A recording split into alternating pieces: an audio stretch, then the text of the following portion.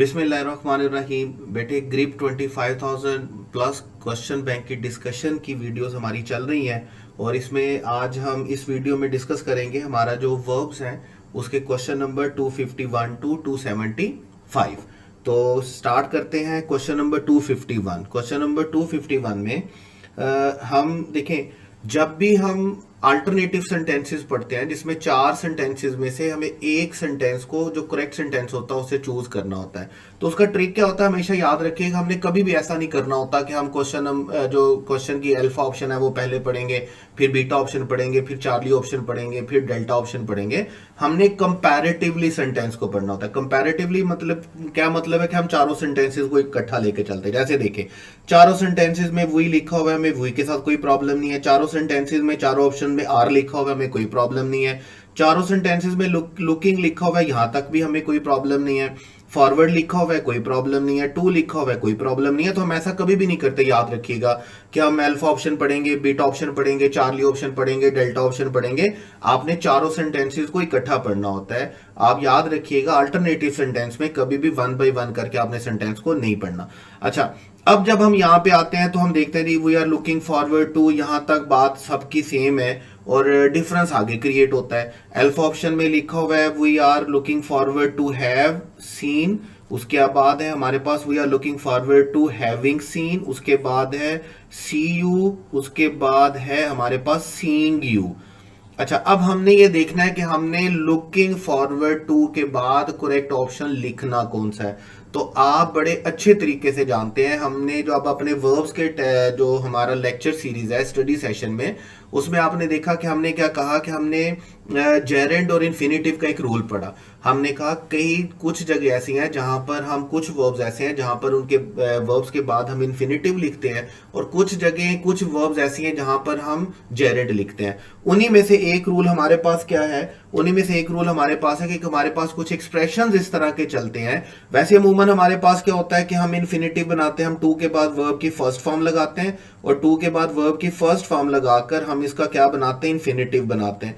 तो हमने कहीं ना कहीं अपने माइंड में इस टू को एसोसिएट कर लिया होता है किसके साथ, वर्ब की फर्स्ट फॉर्म के साथ, कि जहां पर भी टू आएगा वर्ब की फर्स्ट फॉर्म आएगी। लेकिन कुछ जगह हमारे पास ऐसी हैं, कुछ एक्सप्रेशन हमारे पास ऐसे हैं जहां पर टू तो आता है लेकिन टू के बाद हम वर्ब की फर्स्ट फॉर्म नहीं लिखते, बल्कि हम टू के बाद आईएनजी फॉर्म लिखते हैं। जैसे देखिए, हम कुछ एक्सप्रेशंस भी देखेंगे और उनके एग्जांपल्स भी देखेंगे।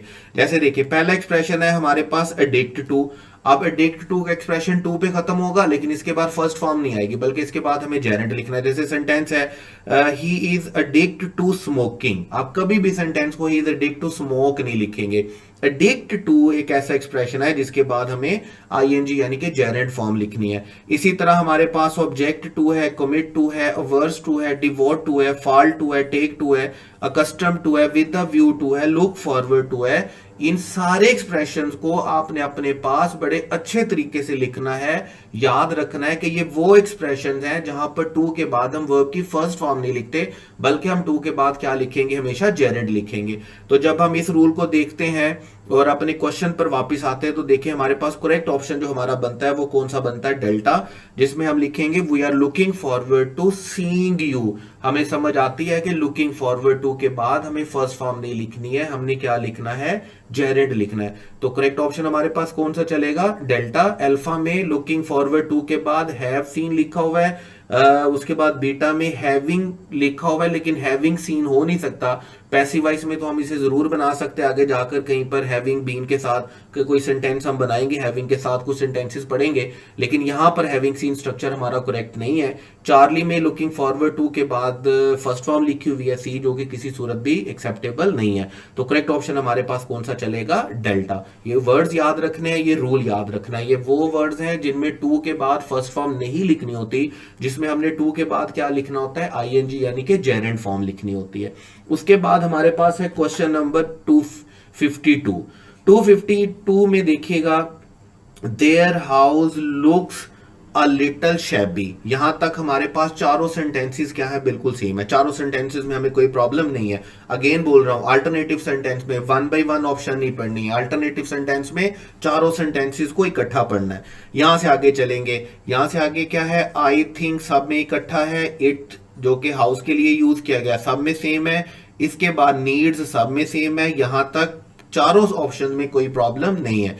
आगे हम जब चलते हैं तो अल्फा में आता है I think it needs paint, beta में आता है पेंटिंग, चार्ली में आता है हैविंग पेंटेड और डेल्टा में आता है टू पेंट। अब हमें यहां पर डिसाइड करना है कि हमने कौन सी ऑप्शन लिखनी है। देखें ये नीड का रूल बड़ा इंपॉर्टेंट है, पास पेपर में जब आप देखेंगे तो आपको 23 और 22 में इसका क्वेश्चन मिलेगा। नीड के लिए आपने 4 रूल्स याद रखने हैं। ये नीड का रूल मैं आपको दोबारा बोल रहा हूं, इसको बड़े अच्छे तरीके से समझ लीजिएगा, इसको बड़े अच्छे तरीके से पल्ले बांध लीजिएगा, बड़ा इंपॉर्टेंट रूल है। नीड का वर्ड जब भी आपके सेंटेंस में आए तो आपने सबसे पहले ये बात याद रखनी है कि आपका सेंटेंस सब्जेक्ट से स्टार्ट हो रहा है या ऑब्जेक्ट से स्टार्ट हो रहा है।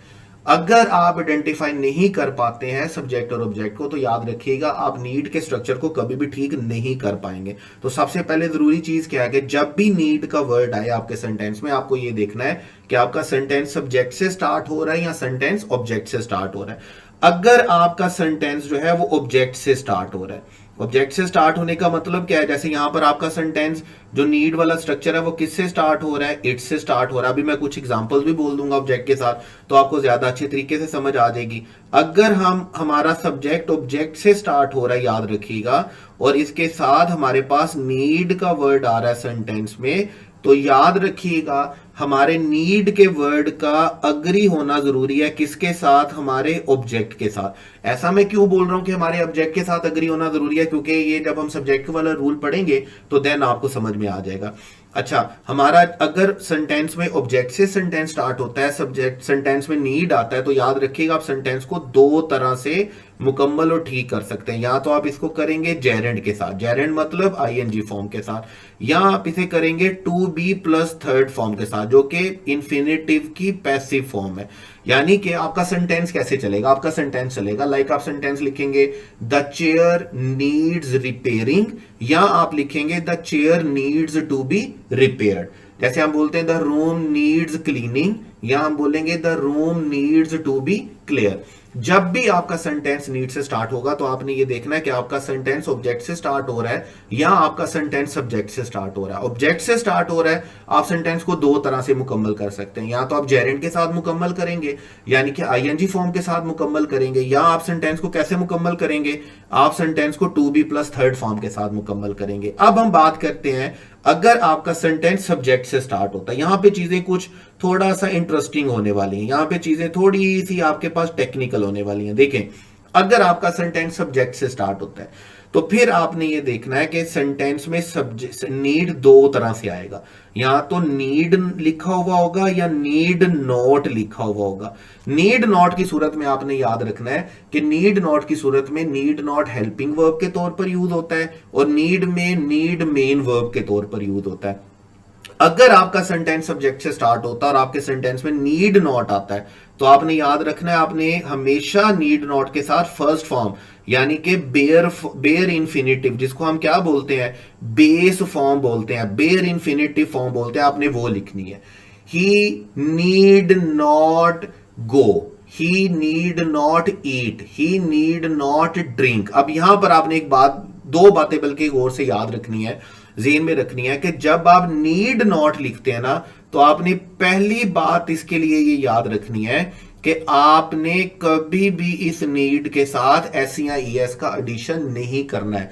हेल्पिंग वर्ब के तौर पर यूज होता है, आप इसके ऊपर टेंस अप्लाई नहीं करेंगे। लाइक कभी आप ऐसा नहीं बोलेंगे ही नीड्स नॉट गो, आप क्या बोलेंगे नीड नॉट। नीड के साथ आप एस या ईएस का एडिशन नहीं कर सकते। हाँ, एक बात जरूर है कि आप इस नीड को पास्ट में जरूर चेंज कर सकते हैं, लाइक आप ही नीड नॉट को नीडेड नॉट जरूर बना सकते हैं, लेकिन वैसी सूरत में भी आप वर्ब की first form base form bare infinitive form ही लिखेंगे, उसके साथ भी आपने आप उसके साथ भी कोई फॉर्म का चेंज हमने नहीं करना। अब हम आते हैं असल केस की तरफ और जो हमारे पेपर में रूल आया। देखें नीड की सूरत में अगर आपका सेंटेंस सब्जेक्ट से स्टार्ट हो रहा है और आपके सेंटेंस में नीड आ रहा है तो फिर आपने क्या देखना है, आप इसको 2 तरह से देखेंगे। याद रखिएगा एक नीड पॉजिटिव वर्ब के तौर पर यूज होता है और एक नीड मेन वर्ब के तौर पर यूज होता है। अच्छा, अब होता कुछ यूं है, मैं इसको थोड़े से आसान अल्फाज में एक्सप्लेन करने की कोशिश करता हूं या बताने की कोशिश करता हूं। बिलीव मी, बड़ा इंपॉर्टेंट है। मैं 2-3 स्टार्स कर रहा हूं, इस नीड के पूरे रूल को ज़हन में रखिएगा। अब देखें, अगर नीड है सेंटेंस में, सेंटेंस सब्जेक्ट से स्टार्ट हो रहा है, तो आपने ये देखना है कि आपका नीड का वर्ड आपके सब्जेक्ट के साथ अग्री करता है या नहीं करता है। मैं क्या बोल रहा हूं कि आपका सब्जेक्ट, आपका नीड का वर्ड आपके सब्जेक्ट के साथ अग्री करता है या नहीं करता। अगर नीड का वर्ड आपके सब्जेक्ट के साथ अग्री करता है तो याद रखिएगा आपने लिखनी है टू प्लस फर्स्ट फॉर्म। और अगर नीड का वर्ड आपके सब्जेक्ट के साथ अग्री नहीं करता है तो याद रखिएगा आपने लिखनी है बेस फॉर्म, बेयर इंफिनिटिव, यानी कि फर्स्ट फॉर्म। जैसे मैं आपके सामने 2 सेंटेंसेस लिखता हूं, मैं 2 सेंटेंस, छोटे छोटे से 2 सेंटेंसेस लिखता हूं। मैं बोलता हूं ही नीड्स और मैं बोलता हूं ही नीड। अब इन 2 सेंटेंसेस में देखिएगा, इन दोनों सेंटेंसेस में क्या है कि पहले वाले सेंटेंस में भी नीड है, दूसरे वाले सेंटेंस में भी नीड है। पहले वाले सेंटेंस में भी सब्जेक्ट से स्टार्ट हो रहा है, दूसरे वाले से भी सब्जेक्ट से स्टार्ट हो रहा है, लेकिन फर्क कहां पर आ रहा है? नीड्स ही के साथ अग्री करता है लेकिन नीड ही के साथ अग्री नहीं करता। तो हम दोनों को कैसे मुकम्मल करेंगे? देखें, नीड्स जहां पर सब्जेक्ट अग्री करता है सब्जेक्ट के साथ, वहां पर ये मेन वर्ब के तौर पर यूज होगा, और जहां पर अग्री नहीं करता वहां पर ये कॉजेटिव वर्ब के तौर पर यूज होगा। तो हम करेंगे क्या? जहां पर ये अग्री करता है तो उसके बाद हमने लिखनी है इंफिनिटिव फॉर्म, हमने लिखना है two plus form, first form. जैसे हम बोलेंगे, अगर मैं इसको मुकम्मल करूं तो हम बोलेंगे ही नीड्स टू ईट, मैं बोलूंगा ही नीड्स टू ड्रिंक। आप कोई भी एक्सप्रेशन करके इसको मुकम्मल कर सकते हैं, टू ड्रिंक। आप जब भी नीड का वर्ड आपके सब्जेक्ट के साथ लिखा हुआ होगा तो याद रखिएगा, अगर अग्री कर रहा होगा आपके सब्जेक्ट के साथ तो आपने टू प्लस फर्स्ट फॉर्म लिखनी है, और अगर ये नहीं कर रहा होगा तो आपने जस्ट बेस फॉर्म लिखनी, बेयर इंफिनिटिव लिखनी, वहां पर ये पॉजिटिव वर्ब के तौर पर यूज होगा। जैसे हम बोलेंगे ही नीड नॉट, तो नीड, ही नीड के साथ आपने जस्ट क्या लिखनी है? First form. फर्स्ट फॉर्म क्या आएगी? आएगा ही नीड ईट, आएगा ही नीड ड्रिंक, आएगा ही नीड गो। यानी कि अगर आपके सेंटेंस में नीड का वर्ड है और नीड के वर्ड के साथ आपने क्या देखना है कि आपके सेंटेंस में सब्जेक्ट है या नहीं है। सब्जेक्ट है तो आपने देखना है नीड है या नीड नॉट है। नीड नॉट है तो डेफिनेटली वर्ब की कौन सी फॉर्म आनी है? बेस फॉर्म आनी है। उसके बाद अगर सब्जेक्ट है तो आपने ये देखना है कि आपका नीड आपके सब्जेक्ट के साथ अग्री करता है या अग्री नहीं करता। अग्री करता है तो आपने टू प्लस फर्स्ट फॉर्म लिखनी है, और अगर अग्री नहीं करता तो आपने क्या लिखनी है? बेस फॉर्म, यानी कि बेयर इंफिनिटिव फर्स्ट फॉर्म लिखनी है। जैसे मैं 2-3 सेंटेंसेस बोल देता हूं, आप अपने पास लिख लीजिएगा अपनी आसानी के लिए। जैसे फर्ज करें, मैं बोलता हूं शी नीड्स और शी नीड। अब जैसे मैं शी नीड्स बोलूंगा तो नीड्स अग्री करता है शी के साथ, लेकिन जब मैं बोलूंगा शी नीड तो नीड अग्री नहीं करता है शी के साथ। तो मुझे क्या बोलना होगा? मुझे बोलना होगा शी नीड्स टू कुक, और मुझे बोलना होगा शी नीड कुक। मैं बोलूंगा ही नीड्स टू ड्राइव, और मैं बोलूंगा ही नीड ड्राइव। याद रखिएगा, नीड का वर्ड आप देखेंगे कि सब्जेक्ट के साथ अग्री करता है या नहीं करता। तो ये पूरा रूल हमारे पास चलता है नीड का। भी सारी बातों को ज़हन में रख के जब हम अपने क्वेश्चन 252 पे वापस आते हैं तो हम देखते हैं कि हमारी जो क्लॉज है वो स्टार्ट हो रही है इट के साथ। इट मतलब ऑब्जेक्ट के साथ, ऑब्जेक्ट के साथ स्टार्ट हो रहा है, नीड आ रहा है, तो हम ऑब्जेक्ट के साथ बात को 2 तरह से मुकम्मल कर सकते हैं। अभी हमने बात की, हम या तो जेरेंड के साथ मुकम्मल कर सकते हैं या to be plus third form के साथ मुकम्मल कर सकते हैं। तो अभी हम क्या बोलेंगे? ये होना चाहिए, या तो ये होना चाहिए इट नीड्स पेंटिंग, या होना चाहिए it needs to be painted. या तो ये जेरेंड होना चाहिए या to be plus third form होनी चाहिए। तो अल्फा ऑप्शन में पेंट आया, सही नहीं हो सकता। उसके बाद बीटा ऑप्शन में पेंटिंग आया, ठीक हो सकता है। हैविंग पेंटेड नहीं हो सकता, एक्टिव स्ट्रक्चर है, ऑब्जेक्ट के साथ एक्टिव स्ट्रक्चर नहीं बनता। उसके बाद डेल्टा में टू पेंट है, इन्फिनिटिव है। जब हम ऑब्जेक्ट के साथ लिख रहे हैं तो फिर हम इन्फिनिटिव नहीं लिखते। तो यहां पर जो हमारे पास करेक्ट ऑप्शन बनेगा वो कौन सा बनेगा? बीटा। ये नीड वाला रूल बड़ा इंपॉर्टेंट है, बड़ा जरूरी है। ये पूरा रूल मैंने एक्सप्लेन किया, ये याद रख लीजिएगा बड़े अच्छे तरीके से। उसके बाद चलते हैं जी हम क्वेश्चन नंबर 253 पे। 253 में when Maria reached home Mike dash dinner. अब एक बात याद रखें, ये जो व्हेन का वर्ड है ना आपके पास, इस व्हेन के वर्ड के साथ आप सेंटेंस का जो स्ट्रक्चर बनाते हैं ना, आप स्ट्रक्चर क्या बनाते हैं, आप स्ट्रक्चर बनाते हैं लाइक तीन तरह का सेंटेंस बनाते हैं। एक सेंटेंस बनाते हैं आप साइमल्टेनियस एक्शन के लिए। साइमल्टेनियस एक्शन का मतलब क्या है, जब दो एक्शन एक ही टाइम में टेक प्लेस हो रहे होते हैं। जैसे पास्ट में दो एक्शन टेक प्लेस हुए, लाइक अगर फर्ज करें मैं एक टाइमलाइन ड्रा कर लेता हूं। टाइम में जिस वक्त में हम मौजूद होते हैं वो कौन सा टाइम है, प्रेजेंट। जो इससे पहले गुजर चुका वो क्या है, पास्ट। और जो इसके बाद आने वाला वो क्या है, फ्यूचर। इस बात को तो हम बड़े अच्छे तरीके से समझते हैं, लेकिन हम अपने पास्ट को दो हिस्सों में डिवाइड कर देते हैं। और पास्ट को जब हम दो हिस्सों में डिवाइड करते हैं तो एक हमारे पास क्या आता है, नियर पास्ट, और एक हमारे पास क्या आता है, फार पास्ट। हम क्या करते हैं, अगर दो एक्शन पास्ट में टेक प्लेस हुए और वो एक ही टाइम में टेक प्लेस हुए हैं, साइमल्टेनियसली टेक प्लेस हुए हैं, तो हम उनके लिए एज यूज करते हैं या व्हेन यूज करते हैं, कंजंक्शन कुछ भी यूज करें, लेकिन हम दोनों में से एक को पास्ट इंडेफिनिट में लिखते हैं और एक को पास्ट कंटीन्यूअस में लिखते हैं। जैसे फर्ज करें मैं सेंटेंस बोलता हूं, मैं बोलता हूं जब मैं कमरे में दाखिल हुआ तो वो खाना खा रहा था। जब मैं कमरे में गया तो स्टूडेंट्स अपना क्वेश्चन सोल्व कर रहे थे। अब मेरे एंटर होना और उनका क्वेश्चन सोल्व करना साइमल्टेनियस एक्शन है, तो इसमें एक को हमने किसमें किया, पास्ट इंडेफिनिट में, और एक को हमने किसमें किया, पास्ट कंटीन्यूअस में। तो ये एक सिचुएशन आपके पास चलेगी व्हेन के साथ कि एक क्लॉज किसमें होगी, एक क्लॉज हो सकती है पास्ट इंडेफिनिट में और एक क्लॉज किसमें हो सकती है, पास्ट कंटीन्यूअस में। और ये कब होगा, ये तब होगा जब आप साइमल्टेनियस एक्शंस की बात कर रहे होंगे। उसके बाद सेकंड सिचुएशन आपके पास व्हेन के साथ क्या बनती है, जब आप नियर और फार पास में जाते हैं। फर्ज कर मैं जैसे इन्हीं सेंटेंसेस को मोल्ड करता हूं, मैं बोलता हूं जब मैं गया तो उसने खाना खा लिया था। जब मैं कमरे में गया, मैं क्लासरूम में गया तो बच्चे अपना आंसर मुकम्मल कर चुके थे। तो अभी एक एक्शन पहले हुआ और एक एक्शन बाद में हुआ। जो एक्शन पहले हुआ ना उसको हम लिखते हैं लेट पास्ट में। लेट पास्ट का मतलब हम उसे लिखते हैं फार पास्ट में। और याद रखिएगा उसको हमेशा ट्रांसलेट किया जाता है, हमेशा लिखा जाता है किसके साथ, पास्ट परफेक्ट के साथ। और नियर पास्ट वाले को हमेशा किसके साथ लिखा जाता है, पास्ट इंडेफिनेट के साथ। जैसे मैं बोलता हूं जब मैं वहां पर पहुंचा तो वो काम मुकम्मल कर चुके थे। अब मेरा वहां पर पहुंचना बाद वाला काम है, नियर पास्ट है, और उनका काम मुकम्मल करना कौन सा पास्ट है, फार पास्ट है, पहले का है। तो उनके काम मुकम्मल करने को हम ट्रांसलेट करेंगे पास्ट परफेक्ट में, और मेरे वहां पहुंचने को हम ट्रांसलेट करेंगे किसमें, पास्ट इंडेफिनेट में। तो व्हेन के साथ जो सिचुएशन दूसरी बन सकती है वो ये है कि आप पास्ट इंडेफिनेट एक क्लॉज बनाएंगे और सेकंड क्लॉज आप किस में बनाएंगे, पास्ट परफेक्ट में। मतलब ये अरेंजमेंट का क्वेश्चन नहीं है, अरेंजमेंट में नहीं लिख रहा मैं, सिर्फ दो क्लॉजेस का जो टेंस है वो लिख रहा हूं। ये पहला दूसरा हो सकता है, पहले आगे पीछे हो सकता है, इसका कोई इशू नहीं है। अच्छा, जैसे अभी हम सेंटेंस पढ़ते हैं, when Maria reached home Mike dash cooked dinner.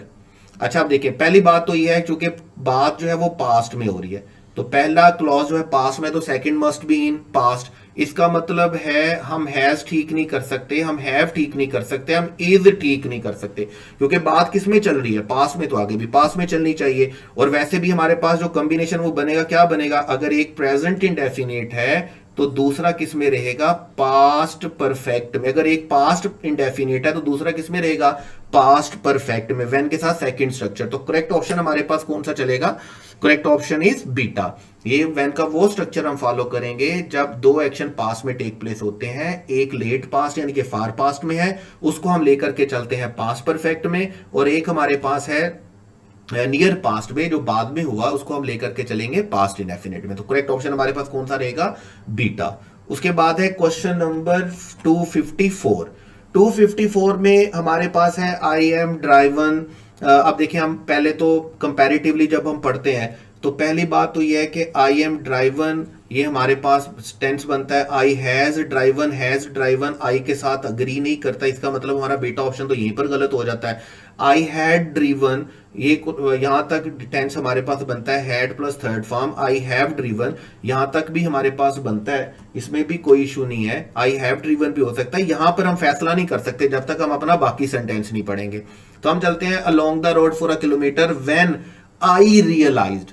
अब व्हेन आई रियलाइज का मतलब हम बात किस में कर रहे हैं, पास्ट में बात कर रहे हैं, तो हम प्रेजेंट की बात नहीं कर सकते। इसका मतलब आई हैव ड्रिवन भी ठीक नहीं हो सकता, आई एम ड्रिवन भी ठीक नहीं होगा। करेक्ट ऑप्शन हमारे पास कौन सा होगा, चार्ली। और अगेन ये वो व्हेन का स्ट्रक्चर होगा जहां पर हम एक क्लॉज को पास्ट इंडेफिनिट में लिखते हैं और एक क्लॉज को किस में लिखते हैं, प्रेजेंट पास्ट परफेक्ट में लिखते हैं।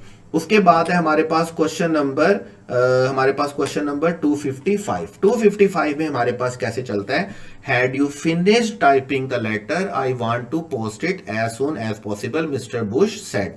अब जब इन्वर्टेड कोमा लिखे हुए हैं तो इसका मतलब हम इनडायरेक्ट स्पीच के साथ डिस्कस कर रहे हैं। तो हम अगर वन बाई वन करके देखें तो देखिए क्या बनता है हमारे पास। सबसे पहले अगर हम चार्ली ऑप्शन को देखें, चार्ली ऑप्शन में डिड के साथ फिनिश्ड लिखा हुआ है, डिड के साथ फिनिश लिखा हुआ है, इसका मतलब चार्ली ऑप्शन हमारा कभी भी ठीक नहीं हो सकता।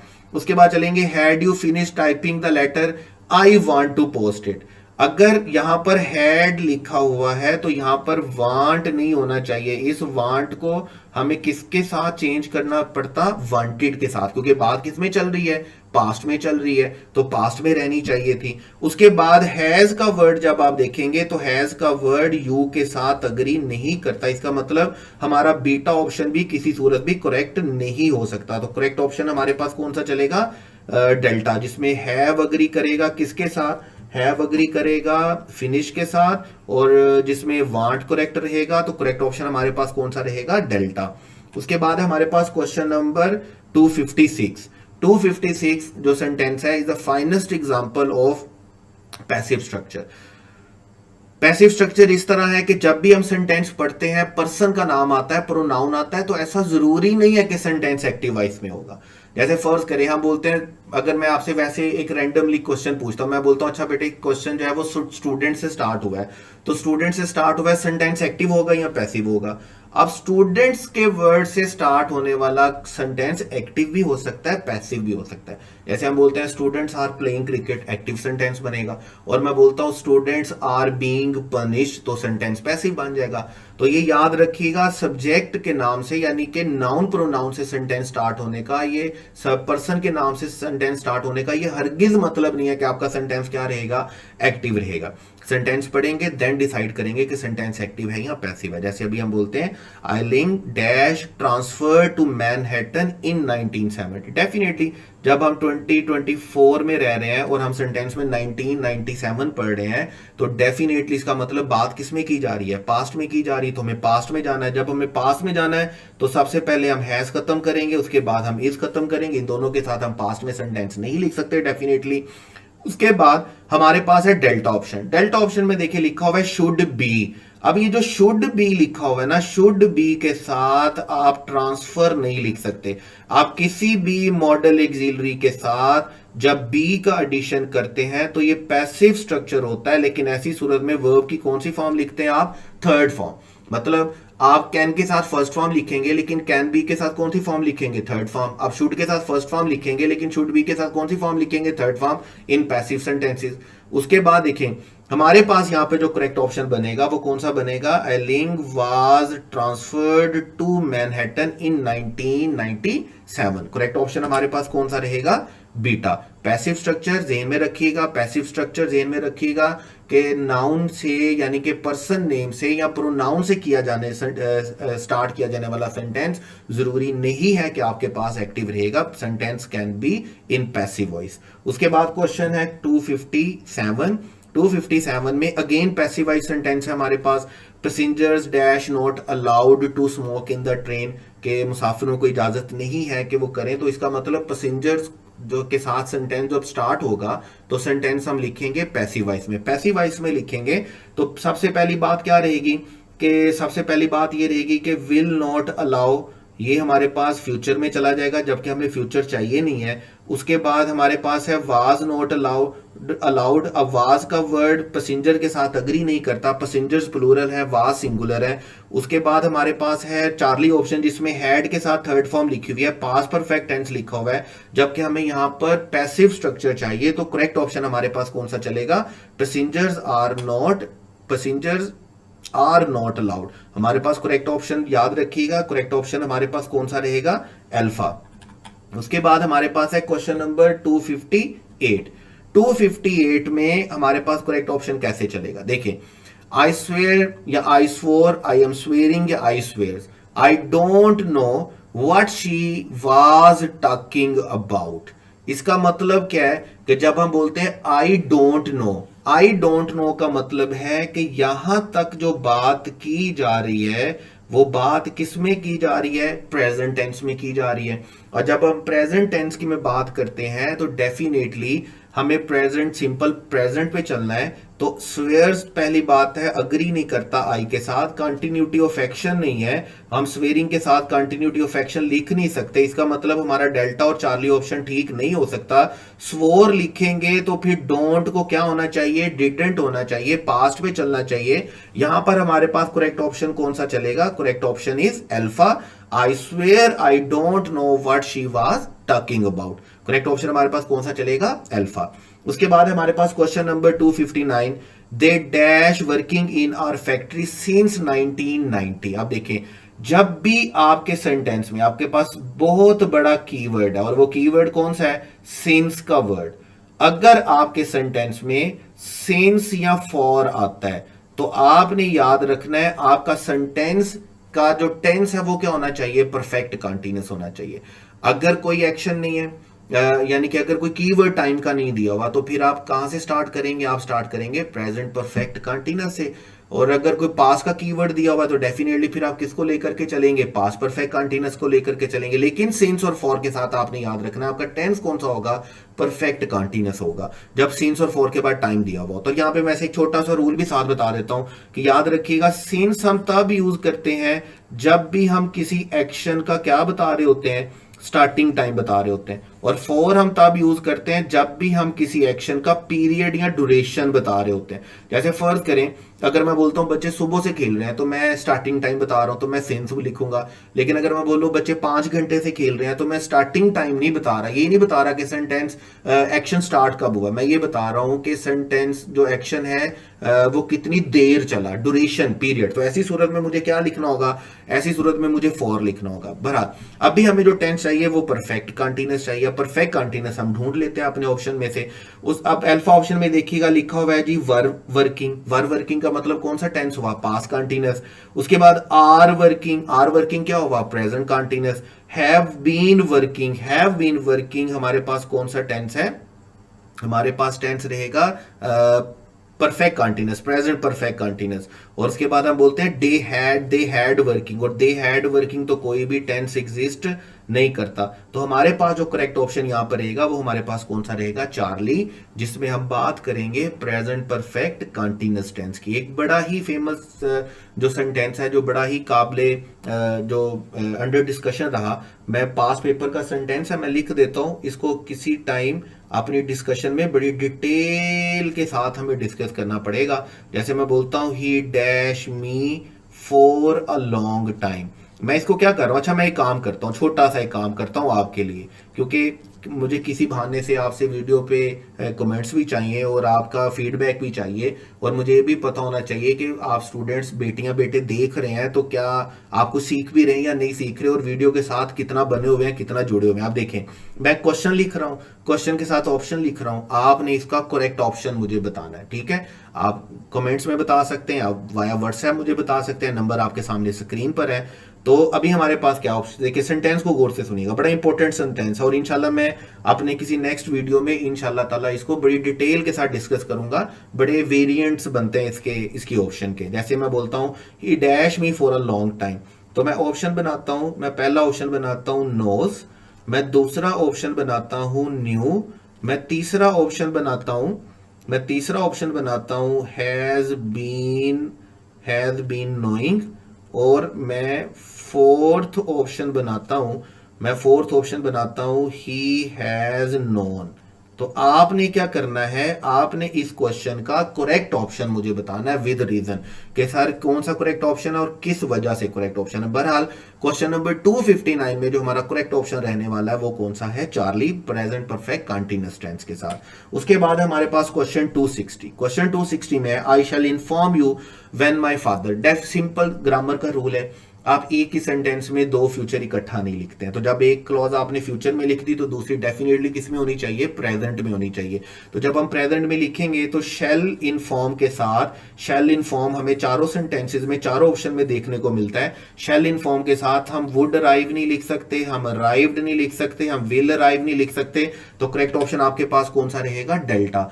सिंपल ग्रामर का रूल है, सिंपलेस्ट रूल है कि आप एक ही सेंटेंस की दोनों क्लॉजेस को फ्यूचर में नहीं लिख सकते। अगर एक फ्यूचर में लिख रहे हैं तो दूसरा आपको किस में लिखना है, सिंपल प्रेजेंट में लिखना है। तो करेक्ट ऑप्शन आपके पास कौन सा